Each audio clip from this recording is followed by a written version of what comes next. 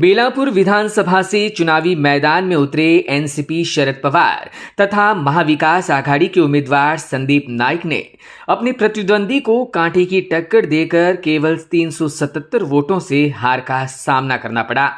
महज 22 दिनों में बेलापुर विधानसभा के चुनावी रण को बेहद रोमांचक बनाकर अपने सभी प्रतिद्वंदियों के साथ मुकाबला कर अपना विजन लोगों के सामने रख 91,475 वोट हासिल किए और जीत से केवल 377 वोटों के फर्क से चूक गए। विधानसभा के चुनाव संदीप नाइक भले ही हार गए हो, मगर उनके दृढ़ संकल्प और जबरदस्त विजन से वे जनता के मन और दिल के विधायक जरूर बन गए। कहा जा रहा है कि इस चुनाव में पीपाणी निशानी के साथ चुनाव में उतरे प्रफुल्ल म्हात्रे को चुनावी निशानी का फायदा पहुंच गया। तुतारी और पिपाणी के संभ्रम में फंसे वोटरों ने 2,860 वोट प्रफुल्ल म्हात्रे की झोली में डाल दिए। समर्थकों ने कहा कि संदीप नाइक ही जनता के मन के विधायक है और संदीप नाइक ही सच्चे सिकंदर हैं। जनतेच्या मनातील आमदार आणि सर्वसामान्यांचा आमदार म्हणून संदीप नाईकांना बेलापूर विधानसभेने स्वीकारले।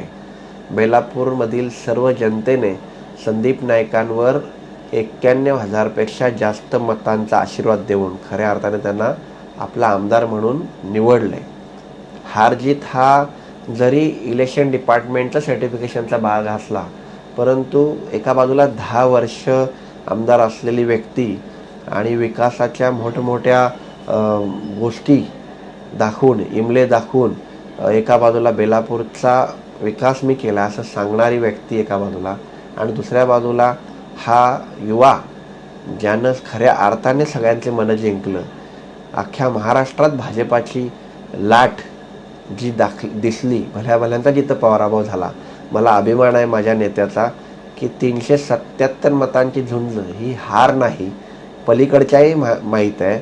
शेवटी कसं असतं, जो जिता वो सिकंदर असं बोललं जातं, पण निवडणूक आयोगाच्या अनुषंगाने आमदार ते असतील, पण लोकांच्या मनातील ह्या बेलापूर विधानसभेच्या नागरिकांच्या मनातला आमदार संदीप गणेश नाईक हेच आहेत। 100% हे त्यांनाही स्वतःला माहीत आहे। त्यांच्या सर्व कार्यकर्त्यांच्या आणि सहकाऱ्यांच्या चर्चेमधून रिझल्टच्याच दिवशी त्यांनी मान्य केलं की ही जीत आमची नाही, ही जीत भारतीय जनता पार्टीला अपेक्षित नाही। कारण भारतीय जनता पार्टीत मी सुद्धा महामंत्री म्हणून काम केलेलं आहे। एका बाजूला ह्याच नवी मुंबईमध्ये 90,000 पेक्षा जास्त मताधिक्य घेऊन एक व्यक्ती आमदार बनतो आणि एका बाजूला अवघ्या 377 मतांच्या म्हणजे शेवटच्या फेरीच्या लढाईत तो अंतिमतः विजयाच्या दिशेने जातो, तर ही ती जीत नाही, हा कसल्याच प्रकारचा विजय नाही। आणि ह्याचं जे काय मनातलं शल्य लोकांच्या कडून नाकारता आमदार होता, नाकारता आमदार म्हणजे ज्याने फक्त मोठमोठ्या गोष्टी केल्या, विकासाचं काही त्याला घेणदेण नाही। नवी मुंबईकरांचं पाणी पळवलं गेलं तरी हा आमदार गप्प राहिला, नवी मुंबईकरांचा फंड गेला तरी हा आमदार गप्प राहिला, कोविडमध्ये आमदार कुठंच दिसला नाही।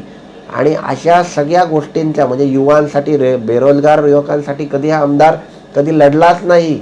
मग अशा आमदाराला या 91,000 बेलापूरच्या मतदारांनी नाकारले आणि संदीप गणेश नाईक या व्यक्तीला स्वीकारले। त्यामुळे निश्चित संदीप नाईकांनी यापुढे जनतेतल्या मनातला आमदार म्हणून लोकसेवेत कार्यरत राहावं। आम्ही त्यांच्यासोबत खांद्याला खांद्या देऊन जनसेवेकरिता तत्पर आणि तयार आहोत। नमस्ते फ्रेंड्स, मैं स्वाति लाहोटी, मैं भी एक नवी मुंबईकर हूँ। आपको सबको पता है कि 23 तारीख को जो इलेक्शन के रिजल्ट्स आए, बहुत ही नैरो मार्जिन से, यानी सिर्फ 377 के मार्जिन से अपने संदीप नाइक जी इस इलेक्शन को नहीं जीत पाए। लूज़ करे मैं ऐसा बोलूँगी नहीं, क्योंकि जो उनका मैंने उस दिन भी उनसे मिली तो जो उनका जज्बा है मैंने देखा, ऐसे इंसान कभी हारता ही नहीं। वो पहले भी नवी मुंबई के लिए काम करने में लगे थे और आगे भी लगे रहेंगे।